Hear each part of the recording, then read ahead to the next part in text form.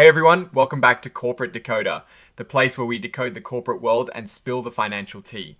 Today we're diving deep into a filing that is packed with numbers, performance reviews, and yes, even some fancy footwork from the Gabelli innovations. Trust. Get ready. Because we're about to break down what this shareholder report really means for the investors and the funds involved. Before we dive in, if you love getting straight answers and real talk about company filings, make sure you are subscribed. We also have a community over on Discord where we break down these reports even further, so check that link in the description below. Alright, so this document is what is called a certified shareholder report filed by registered management investment companies. Think of it as an annual checkup for these investment funds. It basically tells shareholders exactly what has been going on with their money over the past year. The main player here is the Gabelli Innovations Trust. We're looking at their report for the period ending the 30th of September 2025. This means we're getting a year-end summary of their financial health and performance. Now, let's talk about the nitty-gritty, the costs. Nobody likes paying fees, but it is important to know what you are paying for. For an investment of $10,000 in Class I shares of the Gabelli Media Mogul Fund, the cost for the year came out to about $98. That is roughly 0.90% of your investment. For the Class I shares, that same $10,000 hypothetical investment would have cost you a bit more, around $125, which is 1.15%. It might not sound like a lot, but these small percentage differences can add up over time. The report gives us a glimpse into how these funds actually performed. For the Gabelli Media Mogul Fund, which focuses on communication services and consumer discretionary sectors, they slightly underperformed the S&P 500 index for the fiscal year. Some of the top performers that helped boost returns were Warner Bros. Discovery, Liberty Media Corp. Liberty Live, and Liberty Media Corp. Liberty Formula One. Apparently, Warner Bros. Discovery saw a boost partly because of rumors that it might be bought by another company. On the flip side, investments like QVC Group and Comcast Corp. Were a drag on performance.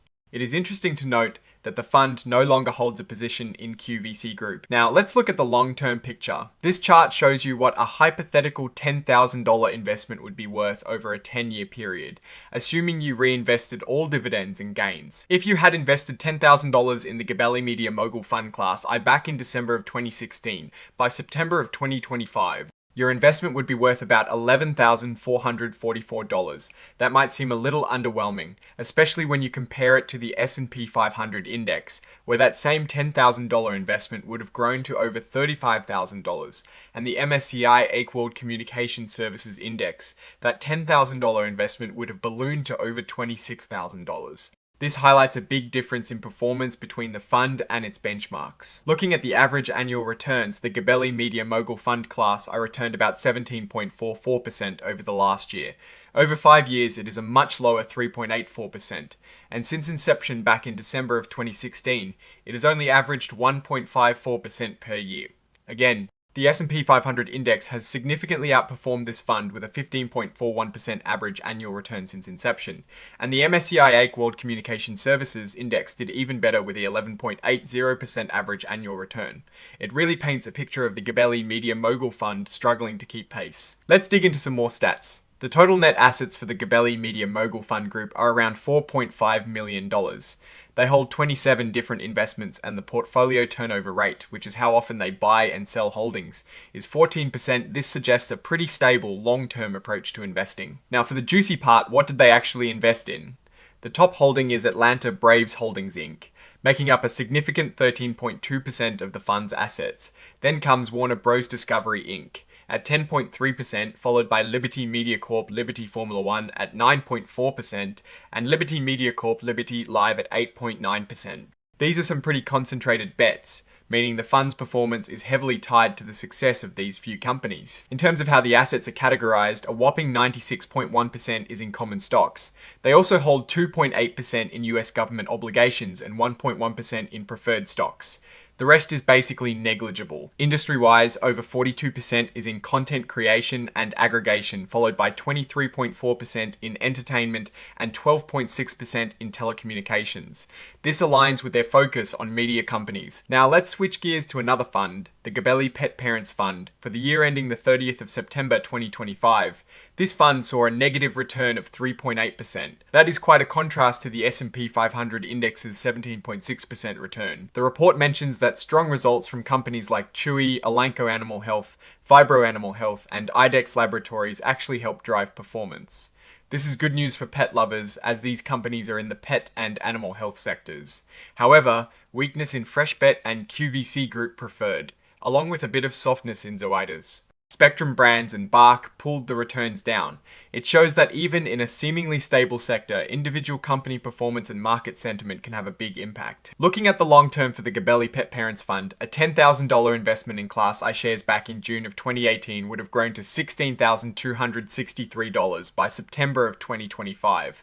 This is higher than the S&P 500 index, where that same investment would be worth over $30,000, and also higher than the Russell 2000 index, which would have reached over $18,000. This actually suggests that the Pet Parents Fund has performed quite well relative to these benchmarks since its inception. The average annual returns tell a bit of a different story. For the last year, Class I shares saw a negative 3.81% return. Over 5 years, it is a positive 4.23%, and since inception in June of 2018, it is averaging a healthy 6.91% per year. This is a much more competitive showing than the Media Mogul Fund. The Gabelli Pet Parents Fund has total net assets of about $3.6 million, holding 29 different investments with a portfolio turnover rate of 21%. This means they rebalance their portfolio a bit more frequently than the Media Mogul Fund. For top holdings, Chewy Inc. leads at 9.5%, followed by IDEXX Laboratories Inc. at 8.4% and Zoetis Inc. at 8.1%. It is clear this fund is heavily invested in the pet health and product space. Just like the other fund, about 95.1% of assets are in common stocks, with 5.6% in US government obligations, and a smaller amount in preferred stocks. Industry-wise, it is heavily weighted towards pet healthcare at 23.2%, pharmaceuticals at 15.4%, and pet products at 13.9%. This fund is truly focused on the pet economy. Moving on, the filing also confirms that the Gabelli companies have adopted a code of ethics for their key executives. They state there have been no changes or waivers to this code during the reporting period. This is generally standard practice to ensure ethical conduct. They've also identified Salvatore M. Salabello as an audit committee financial expert who is considered independent.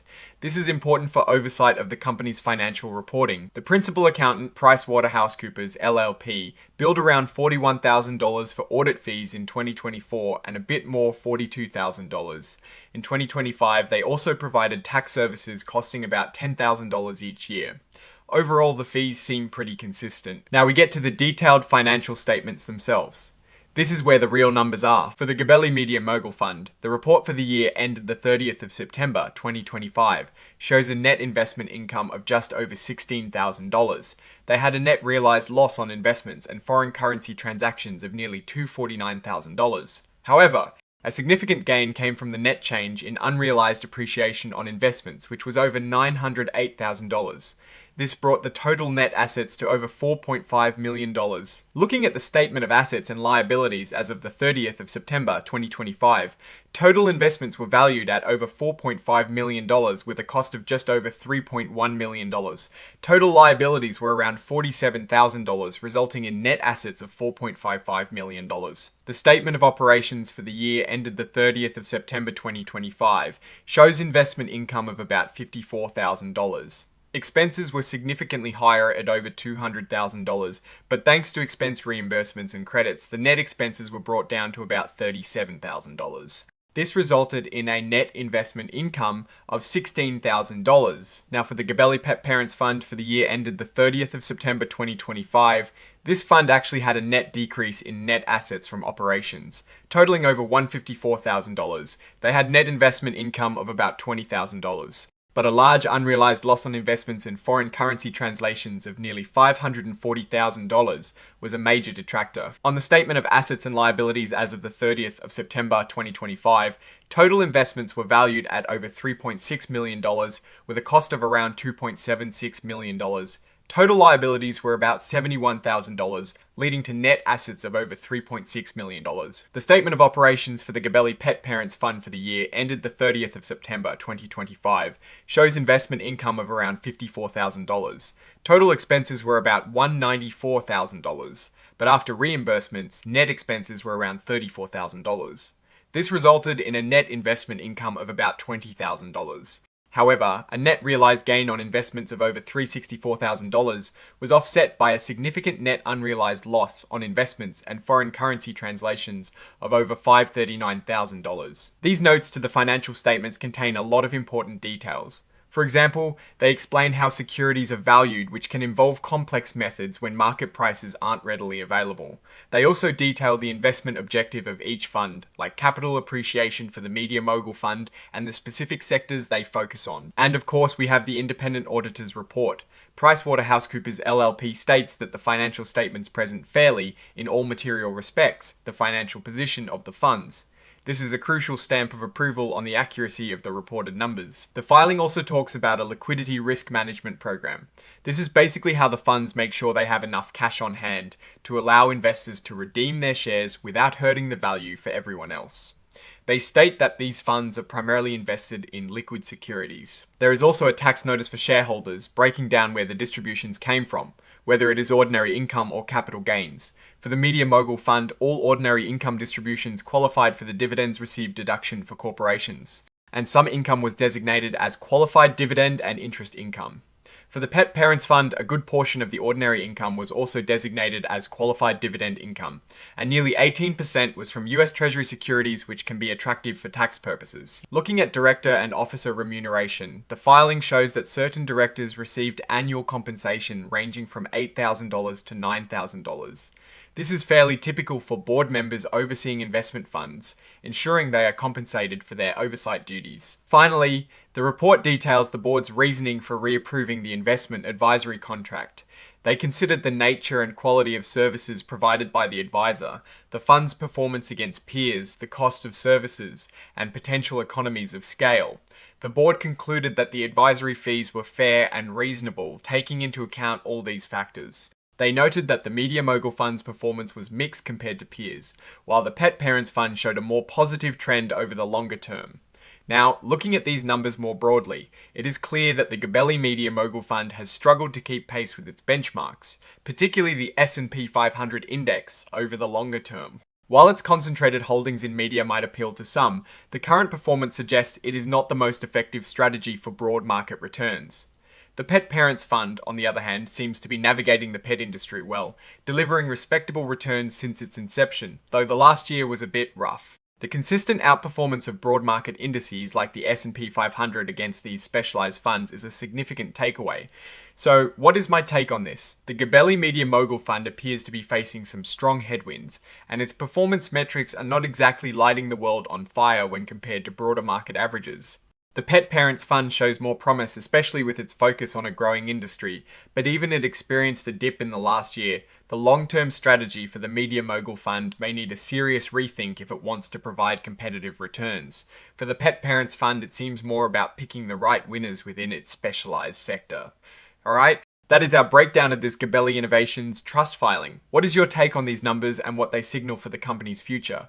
Drop your thoughts in the comments. If this analysis was valuable, hitting that like button really helps, and subscribe for more deep dives. Don't forget to check out the Discord in the description for more exclusive content. Thanks for watching, see you next time.